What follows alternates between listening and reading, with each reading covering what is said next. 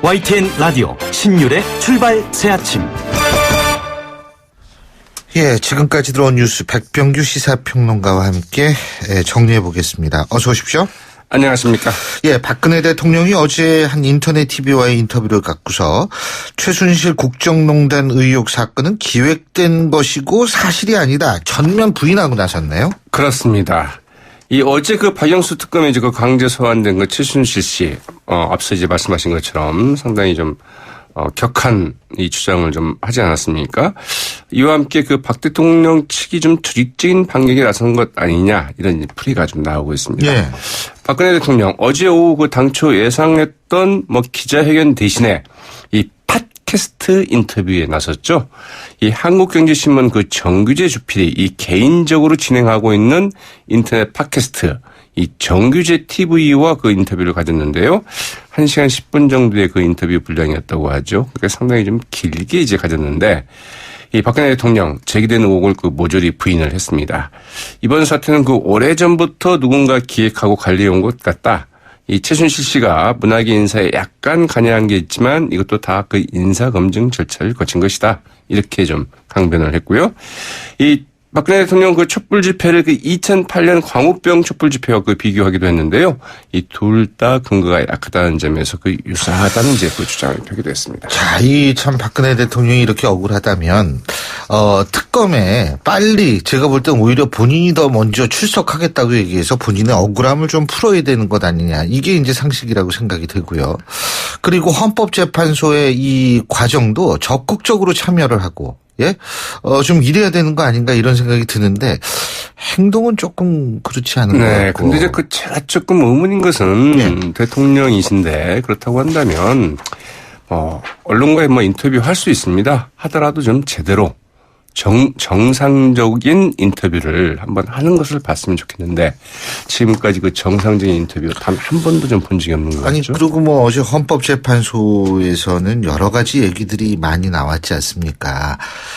지금 대통령 측 법률 대리인단들은 공정성 얘기를 해서 박한철 소장이 막 엄청나게 화를 냈다라는 이런 보도도 있고요. 그리고 또 특검에 강제 소환된 최순실 씨도 자기가 억울하다 고함도 치고, 이거 다 억울한데 문제는 공통점은 다 억울해요. 또 네. 하나 공통점 뭔지 아세요? 모든 국가기관과 제도가 공정하지 못하다, 이런 식으로 얘기가 나오니까 본인들은 그러고 정작 거기에 협조를 안 하고. 그렇죠. 그러니까 이게 그러니까 박근혜 대통령도 그렇고 다 좀 그런 것 네. 같아요. 보는 사람이. 맞습니다. 저는 자꾸 그런 것 같다는 식으로 표현이 되는데. 예. 어제 이제 박한철 헌재 소장이 절차나 결정에 왜곡이 없도록 하자면 자신은 물론이고 이정미 재판관이 퇴임하는 3월 13일까지는 탄핵 심판 결정이 좀 나와야 된다. 예. 그런 만큼 좀 양측에 다 모두 협조를 바란다, 이렇게 얘기하지 않았습니까? 사실 이제 어제 9차 변론 때 이 박한철 헌재 소장이 이 같은 발언은 이 퇴임 전에 한 마지막 이야기입니다. 그래서 앞으로의 탄핵 심판 관련해서 이제 자신은 1월 31일자로 이제 그만두게 되지만 최소한 이렇게는 좀 진행이 돼야 된다. 이런 이제 당부의 말이었는데, 여기에 대해서 박 대통령 대리인단 아주 발끈하고 나섰죠. 이 심판 절차의 공정성을 의심할 수밖에 없다. 물밑 거래가 있는 것 아니냐. 이런 이야기까지 하면서 중대 결심할 수 있다, 이렇게 반발을 했는데, 여기에 대해서 박한철 헌재 소장은 무슨 소리냐. 정말 모욕적인 발언이다. 모욕이다. 이건 네, 재판부에 대한 모욕이다. 아주 거세게 이야기를 하기도 했죠. 여기에 대해서 어쨌든 이제 박 대통령 측 대리인단은 이 전원 사퇴하는 카드를 좀 꺼내 들려 하는 것 아니냐, 이런 관측도 좀 나오고 있죠. 또 말씀하신 것처럼 어제 특검에 강제 소환된 최순실 씨, 이 기자들에게 이제 고함을 쳤는데요. 더 이상 민주주의 특검이 아니다. 이 박 대통령과 공동 책임을 밝히라고 자백을 강요하고 있다. 이러면서 너무 억울하다, 이렇게 이야기를 했는데, 이 기자들은 이때 너무 좀 상당히 좀 어이가 없어가지고 할 말을 좀 잃었다고 하죠. 그때 딱 이제 이야기를 하신 분이 하나 있습니다. 청소 아줌마였는데요. 한마디를 딱 했는데요. 예. 네, XX 한해 이렇게 얘기를 했죠. 네. 참 그게 저는 국민의 목소리라고 생각을 하는데, 네. 뭐 예전에는 검찰이 못 믿겠다. 대통령이 이제 그랬었지 않습니까? 네, 청와대 측이. 맞습니다. 그리고서 지금 법률 대리인단은 헌법재판소의 공정성이 문제다라는 식으로 얘기하고. 박 대통령이 이제 최순실 씨는 특검이 문제라고. 네. 이게 뭡니까? 박 대통령이 그 특검 조사에 이제 어떻게 응할지 좀 예. 지켜봐야 되겠죠. 예. 자, 요즘 그 여야 후보들 대선 출마 선언이 잇따르고 있는데 어제는 남경필 경기도지사가 대선 출마 선언을 했죠. 저희랑 어제 인터뷰를 했었는데. 맞습니다. 어제 예. 그 바른정당 당사에서 기자회견을 갖고 그 대선 출마를 선언했는데 예. 이 정치의 그 세대 교체 또 혁신으로 그 일자리 대통령이 되겠다 이런 예. 포부를 밝혔고요. 예. 이 철인 같은 지도자 한 사람이 그 세상을 이끌던 시대는 끝났다. 이러면서 그 협치와 연정의 정치를 이제 강조를 했습니다. 예. 오늘은 이제 그 바른정당의 그 유승민 의원이 또 그 대선 출마를 이제 선언을 하게 됐죠. 예. 네, 국회 헌정기념관에서 이제 갖게 되는데 이 헌법 가치를 좀 강조할 예정이라고 하죠. 그렇습니다. 제가 앞서도 말씀을 드렸습니다만 검찰, 특검, 헌법재판소 전부 제도인데 이 제도에 대한 신뢰를 가져야 되는 것 아닌가 이런 생각이 듭니다. 오늘 말씀 여기까지 듣는데요. 저 설 명절 잘 보내시기 바라겠습니다. 네, 설명절 끝나고 예, 새해 뵙도록 하겠습니다. 예. 자, 이제 병신년이 시작합니다. 정윤년입니다. 정윤년이죠? 네. 예. 자, 오늘 말씀 잘 들었습니다. 고맙습니다. 네, 고맙습니다. 지금까지 백병규 시사평론가였습니다.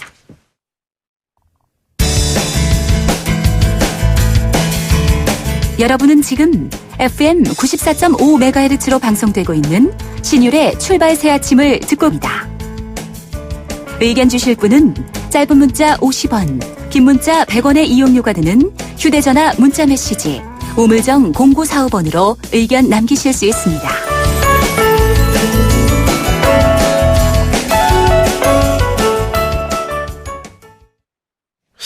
우리가 그 2017년은 분명히 밝았습니다. 근데 뭐 병신년이 가고 정년이 왔다 이러는데 이거는 사실 설이 지나야 됩니다. 자, 이제 정말 설이 이제 내일부터 설 연휴가 시작이 되고 설이 지나면 본격적으로 정유년이 시작이 되는데 이 새 소망으로 많은 분들 꼽는 것 중 하나가 바로 내 집 마련일 겁니다. 이제 봄이 되면 전세 계약이 만료되거나 전세를 월세로 바꿔달라 뭐 이런 요구 듣는 분들도 많으실 것 같은데 그래서 이사를 할 수밖에 없다. 참 걱정이 많으신 분들이 많을 겁니다. 근데 그럴 때마다 항상 그냥 이번에 집 사볼까 이런 생각하시는 분들도 계시죠. 자, 그래서 오늘 신율의 출발 새 아침에서는 설 특집으로 2017년 부동산을 전망해보는 시간을 마련했습니다. 전문가 두 분 직접 스튜디오에 나와 계신데요. 건국대학교 부동산학과 심교원 교수 나와 계십니다. 어서 오십시오. 네, 반갑습니다. 예. 그리고 NH투자증권 김규정 부동산 연구위원 스튜디오에 나와 있습니다. 어서 오십시오. 네, 안녕하세요. 예, 안녕하세요. 두 분 뭐 내일 어디 가세요? 아니요. 안 저는 가시고. 뭐 근처에 부모님 올라오셔가지고. 아, 예. 고향이 영남 쪽이신 것 같은데? 원래는 강원도 삼척입니다. 아, 삼척이요? 아, 그러시구나. 어디 가세요? 아니요, 저도 김규정. 인근에 다들 거주를 하셔서 예. 인사만 다니면. 사투리 안 쓰시는 거 보니까 예, 서울입니다. 그러신 것 같아요. 예, 예. 자, 뭐 두 분 다 안 가신다니까 거기에 대해서 더 이상 할 얘기가 없고. 예. 근데 지금 전세 이제 재개가 앞둔 분들이라면 제일 궁금한 게 아니면 전세 재계약을 하든 아니면 전세를 월세로 바꾸겠다고 하든 이렇게 됐을 때 전세를 얻는 걸 추천하시겠어요? 내 집 마련하라고 말씀하시겠어요? 우리 심 교수님은? 예, 부동산에서는 이제 지역하고 시점을 선택하는 게 굉장히 중요합니다. 그래서 과거에는 어느 지역이든, 뭐 웬만한 지역이든지 어떤 시점에든지 사면은 몇 년 지나면 다 올랐는데 이제는 지역 선택하고 시점 선택이 더 중요해지는 게 아닌가 싶습니다. 지역적으로 봤을 때는 오를 수 있는 지역들이 굉장히 중요하고 시점으로 봤을 때는 이제 경제가 지금 바닥으로 가고 있다. 그리고 올해 전망이 좋지 않다. 그렇기 때문에 올해나 내년까지는 좀 참는 게 좋지 않겠느냐. 그렇기 때문에 이제 매매보다는 전세 쪽이 조금 더 나아 보입니다. 물론 예. 전세 물량이 적어서 좀 걱정이긴 합니다. 우리 김규정 위원께서는? 네, 저도 원래는 그 거주용 한 채 정도는 일단 마련을 하는 쪽으로 매번 조언을 드리는 편인데 올해 같은 경우는 그 워낙 사실 규모를 큰 분들만 만나오셨나 보다. 뭐 거주용 한 채 정도. 지금 다 거주용 한 채가 없어가지고 문제 아니에요? 그러니까 무주택자분들 같은 경우에는 집을 한 채는 일단 마련하라는 전략을 세우시는 게 좋다고 항상 말씀을 드리는 예. 편인데 올해 같은 경우는 교수님도 말씀하신 것처럼 집값도 좀 내릴 가능성이 많고 전세 물량도 여유를 보일 가능성이 있어서 한 번 정도는 재계약해서 전세로 거주하시면서 시장 상황을 좀 보는 쪽이 좀 합리적이겠다라는 조언들로 올해는 좀 전략을 바꾸고 있습니다. 이게 지금요. 금리하고 부동산 시장하고 반비례하지 않습니까? 예, 그렇죠. 그런데 이게 금리가 지금 올라갈 수밖에 없고 시중금리는 지금 벌써 올라갔지 않습니까? 예, 예. 기준금리는 그대로다 하더라도 그리고 트럼플레이션이라고 얘기를 하는 트럼프 예, 예. 경제정책 때문에 금리는 계속 올라갈 수밖에 없는 거 아니에요? 그렇게 예, 되면 올라가죠. 부동산은 더 안 그러니까 부동산 시장은 떨어져서 적기는 점점 다가오고 있는 거 아닙니까? 어떻게 보십니까? 그게 이제 언제쯤 경제가 안정이 되고 상승의 바탕을 가질 것이냐가 중요합니다. 지금 뭐 트럼프로 인한 리스크 같은 경우에는 예. 아직까지 알려진 바도 거의 없고 그 리스크가 어디로 갈지도 모르고 심지어 금리에 대해서도 반대 이야기까지 나오고 있습니다. 그렇기 때문에 좀 더 지켜봐야 되고 금리에 대한 효과 같은 것도 우리 역사를 쭉 보면은 금리 인상기 때 부동산이 오른 적도 많고 해서 우리는 인과관계가 명확하진 않습니다. 근데 대부분의 선진국들을 보면은 금리와 부동산은 반비례 관계가 있기 때문에 좀 안 좋다라고 볼 수 있죠. 지금 교수님이 트럼프 그 금리 내린다는 얘기도 있다는 거는 예. 트럼프가 집권하기 전에 예. 트럼프의 경제 정책만 봤을 때 이제 많이 그런 얘기를 예. 했었는데 트럼프가 막상 이제 당선자가 되고 집권을 하고 나니까 예. 이 사람이 하는 짓 보니까 이게 계속 금리 올리는 일밖에 안 예, 한다는 예. 거예요. 그러니까 이제 그게 금리 인상이라는 그런 예. 얘기가 나오는데 근데요. 이게 어떻게 보세요? 저도 적기는 올해보다는 내년 상반기 이후 정도를 보고 있는데요. 방금 말씀하신 뭐 금리 상승 등 변수도 있지만 직접적으로 저희가 좀 들여다볼 수 있는 변수 중에 이제 주택 공급량 변수들이 있잖아요. 맞아요. 예. 그거 많더라고. 입주량이 올해 7월부터 내년 3월까지 좀 아파트가 매달 대량 입주량이 좀 몰려 있어서 그 시즌을 거치면서 가격이 좀 빠진 물건들이 시장에 좀 나오지 않을까 싶습니다. 그래서 알겠습니다. 내년 상반기나 하반기 정도까지 좀 집중해서 저가 매수 공략해 보시면 내 집 마련 고민하시는 분들은 조금 시기가 맞지 않을까 싶습니다. 근데요. 이게 왜 집 사시는 분들이 다 대출 끼고 예. 살 수밖에 없는데 이 비율이 뭐 60 몇 %까지가 좀 비교적 지금 그 안전해요? DSR 같은 경우에는 우리나라가 자료를 구축하고 있어가지고 전체적인 현황을 DSR 이요? DSR이라 해서 자기가 총 부채가 얼마가 있고 매달 갚아야 할 비율이 얼마냐를 계산하는 것들은 아직 우리나라가 구축이 잘 안 돼 있어요. 그 대신 DTI라 해가지고 주택담보대출을 빌릴 때 예, 자기 비율. 소득 대비 이제 몇 프로를 원리금 상환하느냐를 따지는 게 있어요. 그런데 우리나라 같은 경우에 지금 DTI가 한 30% 내외입니다. 그게 전 세계적으로 봐도 한 33% 정도 되고 그다음 그 위기 상황으로 규정하는 것들은 한 대략 한 40%로 봐요. 예. 자기 소득의 40%가 나가면 위기 상황이다. 예. 그래서 방금 말씀하신 60% 같은 경우에는 심각하게 위험하고 그래서 지금 뭐 금리가 올해 한 두세 차례 인상되면 한 1% 정도 인상될 텐데 지금 주택담보대출이 한 3%인데 4%로 인상되면 아마 부담금은 33%가 늘어나는 거기 때문에 그런 가정들은 굉장히 위기 상황이라고 볼 수 있죠. 그 대출 끼고서 이제 집 사가지고 그게 하우스 푸어 되는 거 아니에요, 결국은. 그거 제대로 안 되면. 그렇죠. 소득에 비해서 갚아야 될 돈이 너무 많아서 그렇다고 하면 집이 있어도 좀 허덕대는 상황들이 연출되실 테니까 과거에 한때 사회적인 문제가 됐었던 하우스푸어 사태에 직면하시는 분들 나올 수도 있습니다. 이게요, 지금 어떻게 되는지 아세요? 집 사면 하우스 푸어가 되고 전세하면 렌트 푸어가 된다는 거예요, 이게. 지금 우리나라가 지금 그런 그렇습니다. 꼴이거든요. 그러니까 이게 도대체 어떻게 해야 좋을지를 모르는 것 같은데 우리 청취자 여러분들 신율의 출발새 아침 오늘은 설 명절 앞두고 부동산 특집 마련해드리고 있는데요. 내 집 마련이나 부동산 관련해서 궁금한 점 있으신 분들은 긴 문자 100원 짧은 문자 50원이죠. 샵 0945 샵 0945로 문자 보내주시면 제가 여러분 대신해서 진짜 샅샅이 여쭤봐 드리겠습니다. 자 2017년 이게 대선도 있고 말이에요. 올해는. 네. 그래서 여러 가지 변수들이 많은데 올해 부동산 시장의 유독 가장 큰 변수. 이게 변수다. 어떤 거 꼽으시겠습니까? 우리 신규영 교수님. 뭐 3대 학제, 5대 학제, 6대 학제 이런 얘기들이 많습니다. 근데 그 학제들을 그 종합해 보면 두 가지로 볼 수 있습니다. 예. 경제가 안 좋다는 게 하나고 하나는 물량 공급이 너무 많다는 게 볼 수 있습니다. 그래서 둘 다 안 좋은데 이것들이 좀 확인돼야 된다라고 볼 수 있고, 근데 물량 압박에 대해서는 우리가 좀 과도하게 우려하는 게 아닌가라고 보여집니다. 예. 우리가 이제 이런 현상을 IMF 직후에 외환위기 직후에 똑같이 겪어왔습니다. 그때도 물량이 이제 엄청나게 많이 나왔고 예. 그런 적이 있는데 그때 전국적으로 한 2% 정도 빠졌거든요. 예. 근데 2% 빠질 때도 어떤 게 있었는가 하면 신용카드 사태가 있었습니다. 예. 그래서 아마 경제가 정상적이라고 본다면은 아하. 2% 미만의 조정을 보일 것이다. 그렇지만은 지역적으로는 아무래도 좀 빠지는 지역은 한 10%까지도 빠지고 20%까지도 빠지는 지역이 조금 나올 것이다라고 보여집니다. 20%. 그러니까 값이 싸지. 그렇죠. 빠지는 거죠. 지역에 따라. 파는 사람은 그 참 정말 그럴 텐데. 예? 근데 이게 지금 경제 뭐 물량 아까 물량 잠깐 말씀하셨는데 그 얘기 지금 나온 김에 하죠. 근데 제가 있잖아요. 경부 고속도로를 이렇게 쫙 가다 보면 와 진짜 아파트 많이 져요. 지금 인구 절벽 오거든요. 그게 2018년, 벌써 2018년이 내년이네요.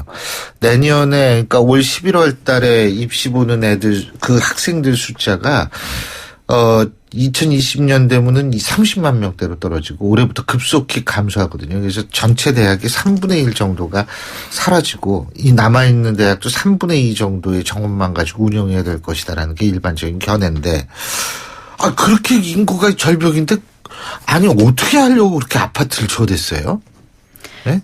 네, 지금 사실 새로 지는 아파트들 말씀하신 것처럼 뭐 경기도 신도시에도 워낙 많아서 올해 하반기부터 워낙 입주도 많이 하고 뭐 충청권 계속 이제 도로 따라 내려가면서 많이 짓고 있는데 오히려 신축 주택들은 일시적으로 물량에 대한 부담들이 있긴 하지만 사실 노후주택에서 갈아타려고 하는 새주택 수요나 이런 것들을 감안했을 때는 장기적인 위험은 사실 어떻게 보면 더 크지 않을 수도 있습니다. 근데 지금 시내에 보시면 뭐 재건축도 못하고 재개발도 할 수 없고 노후화되고 있는 아파트 단지라던가 이미 좀 낡았는데 어떻게 관리하지 못하는 빈집이라던가 이런 것들이 또 많아지고 있거든요. 그래서 어떻게 보면 그런 기존 재고주택 시장의 주택을 어떻게 관리할 것인가의 문제가 좀 더 불거지고 있는 상황이어서 뭐 사실 저희가 그 지금 더 이상 사업성이 떨어진 종전의 뭐 뉴타운 사업이라던가 재건축 사업 외에 노후주택들을 관리해 나갈 수 있는 방안을 마련하는 게 좀 시급한 상황으로 다가오고 있거든요.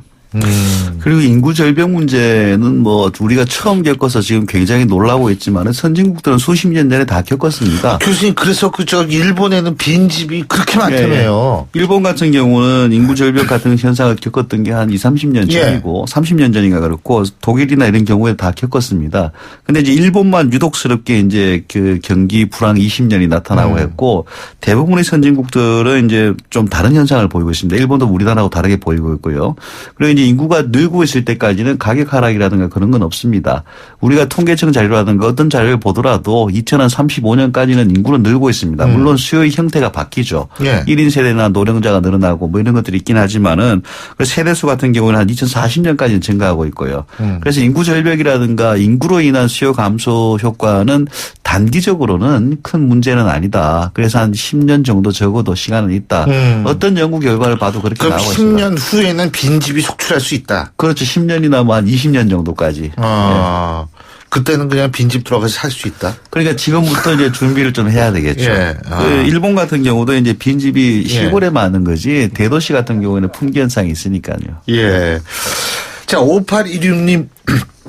이런 질문해 주셨네요. 아까 그 입주 물량 얘기하니까 2017년도에 아파트 분양을 받으면 2019년, 2020년 정도 입주인데 매매나 전세 말고 신규 분양 시장은 어떻게 접근해야 하나요? 이런 질문해 주셨는데. 신규 분양 말씀하신 것처럼 김규정 의원님. 예, 올해도 거의 한 30만 채 이상 분양 계획이 연초에 좀 조사가 됐어요. 전년보다는 30% 줄어든 양이긴 한데 업체들이 이제 남아있는 부지들 계속 공급을 하고 있는 상황이 있거든요. 근데 일단 개별 상품성을 보면 올해도 주요 도심에 좀 물론 분양 가격은 많이 높아졌습니다만 좀 입지가 양호한 상품들이 좀 꽤 나옵니다. 그래서 예. 뭐 내 집 마련을 하시려고 하는 분들의 관심은 좀 유지가 될 것 같은데 방금 질문하신 것처럼 제일 크게 달라진 게 이제 준공되면서 잔금 대출하시게 될 때 저희가 제도가 바뀌면서 분양 상품의 잔금 대출에도 지금 원금 분할 상환 제도가 올해부터 적용이 되거든요. 그래서 종전처럼 잔금 대출을 뭐 거치 기간 길게 하면서 쓰시기도 어려워진 상태고 뭐 입주 물량 여파로 17년, 18년에 가격 조정이 좀 된다라고 하면 19년, 20년도에 입주할 때 부침이나 이런 것들도 좀 우려를 하셔야 되는 상황이라서 확실히 좀 작년 올해 뭐 작년 하반기까지 뭐 아무데나 청약하시던 것보다는 확실히 좀 주의를 하셔야 되긴 합니다. 간단히 우리 김규정 위원님 말씀 요약해 보면 지금 비싸게 주고 들어갔는데 나중에 그게 싸질 수 있다 이 말씀 아니세요?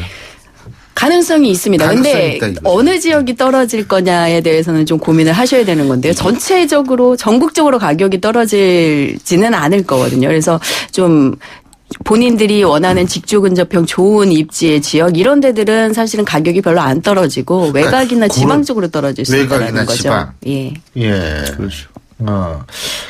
근데 저는 사실 궁금한 게요. 지금 예를 들어 보면은 강남구 대치동 같은 데 있잖아요. 네. 거기 가보면은 뭐 교수님 더 잘 아시겠지만 집 주인이 안 살고 거기 다 전세 드는 사람들이 살거든요. 예, 그렇죠. 그게 왜 그러냐면 거기 학원 때문에. 교육하고 교육하고 그렇죠. 학원. 그런데 이게 내신 비중이 들수록 이게 그 중요성이 떨어지거든요. 예. 그러면은 예를 들면은 지금 지역 말씀하셔서 제가 여쭤보는 예. 건데 그 지역이라는 것이 개념이 좀 바뀔 수도 있는 거 아니에요? 좋은 지역이라는 개념이. 근데 그 대치동이 구축하고 있는 학원이라는 게 단순한 내신 비중과 관련된 예. 것도 있고 입시도 있고 초등학생들도 있고 여러 가지 문제가 있습니다. 예. 그리고 문화시설이라든가 교통이라든가 다 포함되어 있기 때문에 어떤 지역이 강한 점을 띄기 시작하면은 상당한 기간 동안 계속 유지하는 관성이 있습니다. 그렇기 때문에 단기간에 바뀌진 바뀌기는 않는다. 어렵다는 거죠. 아니 지금 우리가 물량 공급하고 지역 얘기를 하다가 말았는데 자 우리가 조금 이따 금리 인상 문제 뭐 이 부동산 규제 문제 대선과 관련된 문제 이런 거 잠시 후 2부에서 짚어보죠. 자 신율의 출발새 아침 1부 순서 여기서 줄이고요. 잠시 뒤 2부에서 뵙겠습니다. 최근 우리 사회는 충격적인 사건 사고들을 경험했습니다. 이때마다 대한신경정신의학회는 국민들을 위한 정신건강 지침을 지속적으로 발표하고 국민들의 정신적 회복을 위해 최선을 다하고 있습니다. 정신장애에 대한 편견을 없애고 차별 없는 세상을 만들기 위해 노력하고 있으며 국민들의 정신건강 증진을 통해 건강한 대한민국을 만들기 위한 노력을 다하고 있습니다. 행복한 대한민국의 기본은 건강한 정신과 행복한 마음입니다. 정신건강의학과는 여러분의 우산이 되겠습니다. 이 캠페인은 대한정신건강재단과 대한신경정신의학회가 함께합니다. 군사기, 크레인, 지게차, 스카이차, 로더 이 모든 중장비를 부르는데 걸리는 시간은 1644-4049 공사마스터 전화 한 통이면 오케이. 중장비 빠르게 찾을 땐 1644-4049 1644-4049 공사 마스터. 모바일에서도 공사마스터. 소통의 아침을 여는 공정한 목소리 신율의 출발 새아침. 신율의 출발새 아침 2부 순서 먼저 광고부터 듣겠습니다. 괜찮은 맛집을 발견하면 함께하고 싶은 분 떠오르시죠? 나만 쓰기 아깝다는 좋은 제품은 알리고 싶죠? 회원으로 가입하여 알뜰히 구매하고 직접 판매도 할 수 있는 행복 나눔의 가치. 건강한 회원 직접 판매의 정신입니다. 796만 소비자와 회원이 선택하고 있는 회원 직접 판매. 직접 판매 공제조합에 가입된 회원 직접 판매 기업은 소비자 피해 보상 보험으로 믿을 수 있습니다. 회원 직접 판매의 시작은 직접 판매 공제조합 가입 여부 확인부터. 이젠 믿음을 사십시오. 소비자 유통의 힘 직접 판매 공제조합. 김 사장님은 고민하던 공장 먼지 악취를 어떻게 해결했을까? 박 사장님도 쉽게 없애기 어려운 식당 연기 냄새를 해결하려면 정답은 역시 우양집진기. 이제 25년 기술의 우양집진기로 말끔히 해결하세요. 집진기는 역시 우양집진기. 우양집진기. 검색창에 우양집진기. 온도와 습도를 항상 일정하게 유지시켜주는 항온환 습기 전문기업 AR. 전산센터, 반도체 공장, 미술관, 박물관, 귀중품 보관실을 30년 축적된 기술로 AR이 지켜드립니다. 24시간 확실한 서비스 보장 031-497-0561 크리네어 테크 집중기 주물 작업 연마 작업 페인트 작업 분진가스 냄새 연기 작업장 분진 이 세상에 못 없애는 분진이 어딨어 크리네어 테크 기술력이 끝내줍니다. 크리네어 테크 집중기. 지금 들으실 광고의 내용이 궁금하신 분들은 메디톡스를 검색해보세요. 보툴리눔 톡신 공개하면 됩니다. 보툴리눔 균주 전체 유전체 염기서열 업계 최초 공개. 진짜 연구하는 바이오 제약회사 메디톡스. 이 여자 궁금한 건 못 참는다. 그런데 왜 다른 건 다 물어보면서 필러는 안 물어보냐고요? 물어보세요. 뉴라미스인지 물어보세요. 히알루론산 필러 뉴라미스. 근데 이거 누가 만들었어요? 메디톡스. 이 광고는 의료기기 광고입니다. 청년의 꿈을 실은 기프트카가 바닷가를 찾았습니다. 아이 컨택하면서 세상에 하나뿐인 웨딩 사진으로 행복을 전하는 청년 창업자 김혜선 씨. 앞으로도 화기애애하게 달려주세요. 청년의 꿈과 달리는 기프트카 현대자동차그룹. YTN 라디오 신율의 출발 새아침. 예, 신율의 출발 새 아침 2부 순서 시작합니다. 제가 앞서도 말씀을 드렸습니다만 설날 특집으로 2017년 부동산 전망하고 있는데요. 내가 집을 사야 되느냐 말아야 되느냐, 전세를 어떻게 해야 되느냐, 바로 이런 부분입니다. 지금 스튜디오엔 두 분 전문가 나와 계십니다. 건국대학교 부동산학과 심교원 교수, 그리고 NH투자증권 김규정 부동산 연구위원 두 분과 함께하고 있는데요. 자, 여러분들 문자 계속 보내주십시오. 긴 문자 100원, 짧은 문자 50원, 샵 0945로 문자 주시면 부동산 관련해서 궁금한 점 제가 말씀을 드리겠습니다. 자, 저희가 아까 물량 공급 얘기를 했다가 말았는데, 이 금리 아까 교수님 잠깐 말씀하시다 말았잖아요. 그죠? 네. 금리가 아까 뭐 올라도 아파트 값이 오를 때도 있고 우리나라에서 특별한 상관관계가 없다. 예, 선진국들은 그런 관계가 거의 명확하겠는데 우리는 이제 오히려 경제가 좋을 때 금리가 오른 것도 있고 그때 가격도 더 오르고 해서 불명확해요. 그런데 이제 일반적인 상태를 봤을 때는 우리도 좀 피해를 입는 게 아니냐. 금리가 인상되면 두 가지 경로가 예상됩니다. 하나는 이제 투자 수익률 자체에서 이제 그 문제가 생겨가지고 낮아지는 게 있고, 하나는 경제가 어려워짐으로 해가지고 부동산에 영향을 미치는 경로 두 가지 정도 생각할 수 있고, 어느 걸 보더라도 좀 충격은 있겠다. 그런데 다만 2005년 6년에 이제 금리 인상 시점을 보게 되면은 미국에서 올리고 나서 2분기 내지 3분기 후에 올렸거든요. 그렇다면 우리도 이제 적어도 올해는 그 충격이 크지는 않을 것이다. 그런데 연말이나 내년쯤 되면은 좀 커질 수가 있다라고 볼 수 있겠죠. 예. 우리 김규정 의원님은요? 네, 아직은 이제 금리 인상 속도라든가 정도라든가 말씀하신 것처럼 이제 수요자들이 뭐 급격하게 충격을 받을 정도는 아니라고 보여지긴 하는데, 지적하신 것처럼 이제 계속 상승 기조를 보일 거긴 하니까 개인들이 대비가 좀 필요한 상황이고요. 좀 내부적으로 들여다보면 어쨌든 시중은행 주택담보대출 금리가 이미 지난해 8월부터 오르면서 이제 새로 좀 빚을 내서 뭐 자금을 마련해서 집을 사거나 투자를 하거나 이런 소유자들 심리는 확실히 많이 위축이 된 상태거든요. 그리고 종전에 좀 좋은 금리 조건으로 대출을 받아서 투자를 하셨던 분들이 이제 앞으로는 변동금리 쓰셨다면 이자 상환 부담 같은 게 늘어나게 되시기 때문에 뭐 외형적으로는 이제 뭐 상관관계를 좀 따져봐야 되기는 하겠지만, 실질적으로 수요 위축에 따라서 뭐 주택 거래가 좀 감소한다던가 아니면 부담 느낀 분들이 경매 쪽으로 물건이 좀 나온다던가 처분을 한다던가 이런 상황들은 확실히 좀 늘어날 가능성이 있습니다. 그것 때문에 주택 가격이 좀 떨어지는 곳들, 지역에 따라서는 물량 공급 과잉과 겹치면서 좀 심해질 수도 있다는 거죠. 우리 김규정 의원님은 그냥 계속 지역이 중요하긴 중요한 모양이에요, 진짜. 그렇죠. 지금 저희가 뭐 일률적인 수준으로 공급이 되고 가격이 움직이고 이런 게 아니기 때문에 수급 상황하고 지역의 소득 상황, 인구 유출입에 따라서 사실 지난해에도 서울이나 뭐 부산이나 강원, 제주 같은 지역은 집값이 올랐는데 뭐 대구나 충청, 경상 쪽은 또 떨어지고 이렇게 상당히 지역적으로 세분화되고 있거든요. 많이 올랐었잖아요. 네. 뭐 오른 부분에 따른 반작용일 수도 있습니다만 사실은 중요한 거는 굉장히 지역과 상품에 따라서 세분화된 시장 상황 상황이 지금 벌어지고 있다라는 거죠. 교수님, 그리고 그 정부의 부동산 기조도 이게 오르락내리락 그냥 막 그러지 않습니까? 네, 대표적이죠. 근데 그게 이제 또 중요한 변수로 떠오르지 않겠어요? 예, 2017년 어떻게 될까요? 정부 규제안이 작년 여름부터 이렇게 좀 오락가락하는 게 좀 나타났어요. 전국적 지표는 안 좋은데 과열로 판단해서 뭐 경착륙이 우려될 정도의 정책을 좀 내놓기도 했고, 그래서 작년 말 올해 초는 뭐 부양을 하겠다는 얘기도 나오고 있고, 그래서 굉장히 시장 판단 자체도 좀 조율이 안 되는 것 같고, 그리고 정책도 이제 조율이 돼서 나오는지는 상당히 궁금합니다.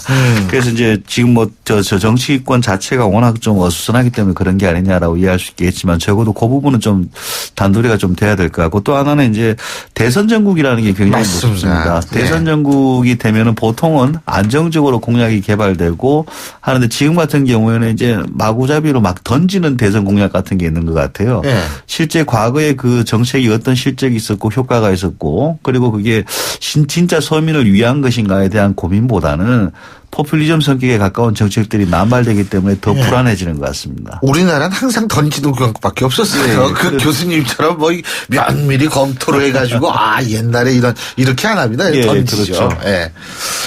그렇죠. 예. 그 대선 리스크도 분명히 있죠, 우리 김 기자님.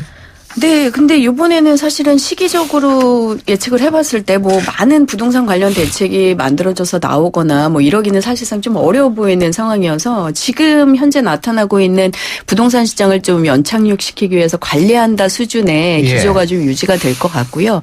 뭐 과거처럼 뭔가 도움이 될 만한 이제 뭐 개발 변수나 이런 게 나오기 좀 어려워 보입니다. 근데 한 가지 조금 좋을 만한 데를 좀 들여다본다면, 아까도 말씀드렸지만 이제 노후주택을 어떻게 관리할 거냐라는 문제에 대해서 사실 이제 대선 쪽에서 만약에 정책을 검토한다면 재건축 사업이나 리모델링 사업 같은 것을 어떻게 끌고 갈 거냐, 이런 거에 대한 이제 앞으로의 방향이나 이런 것들은 좀 비전이 제시돼야 될 것 같거든요. 그래서 만약에 그런 것들이 나와준다면 좀 유일하게 대선에 따라서 부동산 쪽에서 좀 언급될 만한 이슈가 아닌가. 그렇다면 뭔가 도심의 재건축이나 이런 것들은 좀 어떻게 보면 재조명을 받을 수도 있지 않나라는 생각도 좀 가지고 있습니다. 마지막으로 한 가지 더. 이게 아까 교수님께서 이 경제가 결국은 어떻게 됐냐가 제일 중요하다고 말씀하셨는데, 아니 지금 내수가 말이에요.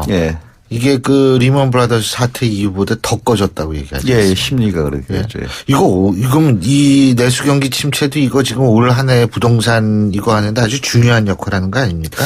그래서 내수 경제 자체보다는 뭐 수출 경제가 우리나라에서는 더 중요하기 때문에 뭐 단적으로 얘기하기는 어렵지만은 마이너스인 건 분명합니다. 그리고 이제 정부에서 우려되는 게 이제 가계 대출 같은 거 억제 정책이 나올 가능성이 높다라고 하는데, 그 부분은 정말 그 소비를 더 얼어붙게 할 수도 있고 서민들을 더 외딴 길로 몰아갈 수 있는 길이 되기 때문에 굉장히 조심해야 되는 게 아니냐. 미국 같은 경우에는 딜레버리징을 제일 잘한 나라이긴 하지만은 2년 만에 500만 명이 길거리에 나앉았습니다. 부채 감축, 뭐 가계부채 축소 이것 때문에. 그래서 적어도 우리나라에서 하더라도 그런 것들은 좀 막아가면서 해야 되기 때문에 더 어려운 거고, 그런 것들이 발생한다면 사실 왜 우리가 부채 감축했냐에 대해서도 고민을 해야 될 것 같아요. 그래서 뭐 내수 경제도 살리고 서민 경제도 좀 보호하고 그런 식으로 정책을 몰고 가야 되는 게 아닌가라고 보여집니다. 자, 신율의 출발새 아침, 오늘은 설 명절 앞두고 부동산 특집 여러분께 보내드리고 있죠. 내 집 마련 부동산 관련해서 궁금한 점 있으신 분들은 긴 문자 100원, 짧은 문자 50원에 샵 0945로 문자 주시면 저희가 대신 여쭤봐드리겠습니다. 0060님 이런 질문해 주셨습니다. 입주 물량이 많다고 하셨는데 특정 지역은 변동이 없지 않나요? 저는 김포 한강 신도시 알아보고 있는데요. 그 지역은 미분양도 없고 오르는 추세라고 합니다. 김규정 위원님, 맞습니까? 김포 한강 신도시가 과거에 한때 미분양 무덤으로도 불린 적이 있었죠. 공급량 이제 초기에 신도시 개발 초기에 몰렸을 때 이제 가격 좀 하락을 좀 겪기도 했었는데, 지금은 신도시 자체가 좀 안정 단계에 들어서고 이제 주거 인프라들이 갖춰지면서 조금 이제 가격도 정상화됐고, 최근에는 뭐 경전철 도입이라든가 이런 것 때문에 좀 이슈도 있는 상황입니다. 근데 계속해서 이제 김포 신도시 좀 안쪽에 있는 한강지구 쪽에 계속 이제 입주 물량이 아직 좀 있거든요. 그래서 그런 것들은 뭐 다른 지역 처럼 뭐 물량이 뭐 거대하게 쏟아지는 거는 아니지만 부침이 좀 나타날 가능성은 좀 있을 것 같습니다. 그래서 만약에 이 지역에서 새로 이제 구입을 하셔야 되는 상황에서 질문을 하신 거라면 뭐 다른 지역에서 보셨던 것처럼 이미 좀 주거가 조금 정비돼 있는 지역에서 지하철에서 좀 가까운 곳 그리고 김포 한강 신도시보다 좀 더 서울 도심에서 가까운 이제 김포 구시가 쪽으로 나오는 방향들도 예 고촌이나 풍무나 이렇게 좀 앞쪽으로 나오는 방법들도 같이 좀 비교를 해보시면 더 현명한 선택이 되실 것 같습니다. 아, 그러시군요. 자, 411님이 411님이 보내주신 질문입니다. 신율의 라디오를 자주 듣는 35살의 택시 운전 기사분입니다. 이렇게 시작을 하시는데요. 신율의 라디오. 우리 사장님이 들으시면 굉장히 신율의 라디오가 아니라 예, YTN 라디오인데 어쨌든 감사합니다. 2살 된 아들이 있고요. 장모님 댁에서 처가살이를 하고 있습니다. 올해는 집을 마련하고 싶은데 신혼 3년 많지 않은 소득 무주택자 자녀 있음을 바탕으로 임대주택을 알아보고 있는데 LH 장기주택, 임대주택 어려운 용어가 많습니다. 저 같은 경우 내 집 마련 어떻게 접근하는 게 좋을지 좀 쉽게 전문가들께서 설명해 주시기 바랍니다. 이런 의견이신데요. 예, 뭐 저도 잘 모르는 제도들이 계속 나오고 있어가지고 뭐 지금 시간에 짧게 얘기는 드릴 수 없고요. 가장 편한 거는 LH 내에 뭐 한국토지주택공사 내에 임대주택 안내센터가 있습니다. 거기하고 서울시라든가 뭐 경기도 그다음 각종 지자체별로 그 임대주택 포괄적으로 안내해 주는 데가 있기 때문에 한번 방문하시거나 전화 통화를 하시면은 소득 수준에 따라서 그리고 지역에 따라서 임대주택이 어떻게 했다를 좀 파악하는 데 좋을 것 같습니다. 예, 김규정 의원님. 네, 말씀하신 것처럼 LH 공공 임대주택이라던가 아니면 최근에는 민간에서 짓는 임대주택도 다양해져서 나오고 있거든요. 예, 좀 가격은 차이가 있습니다만 그리고 지금 신혼 3년에 자녀가 있다고 하셨기 때문에 사실 신혼부부에게 먼저 우선 공급권이 주어지는 특별공급제도도 아직 있어서 그런 것들 활용할 수 있는 방법들 내용 조사를 좀 더 자세히 해보시면 좋을 것 같습니다. 여러분들이 문자를 많이 보내주시는데 더 이상 제가 여쭤볼 수가 없어요. 시간이 없어가지고 죄송합니다.